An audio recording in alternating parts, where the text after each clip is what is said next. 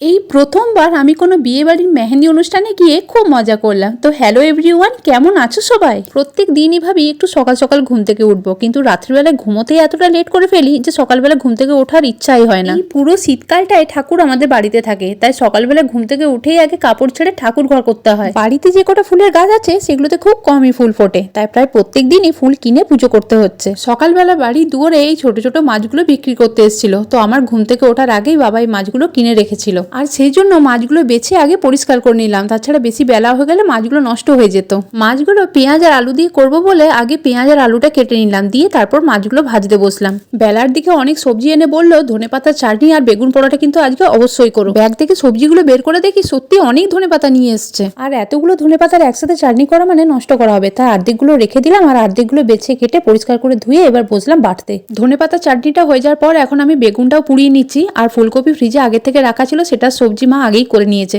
দুপুরবেলা খাওয়া দাওয়ার পর রেস্ট নিয়ে এখন সন্ধ্যাবেলার দিকে রেডি হয়ে এলাম এই মেহেন্দি অনুষ্ঠানে।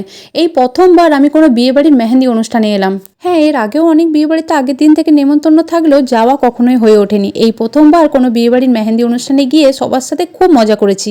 সন্ধ্যেবেলা স্টলে খাওয়া দাওয়ার সাথে গল্প আড্ডায় মেতে উঠলেও রাতের দিকে নাচ গান হই হুল্লোড়ে জমে উঠেছিল মেহেন্দির অনুষ্ঠান। তারপর সবাই মিলে একসাথে খেতে বসলাম, আর খাবারে ছিল ফ্রাইড রাইস আর ছিল চিলি চিকেন। আর মেহেন্দির অনুষ্ঠানটা যেহেতু আমাদের বাড়ি থেকে বেশি দূরে ছিল না, তাই সবাই মিলে খাওয়া দাওয়া করে একসাথে হেঁটে হেঁটে বাড়ি এলাম।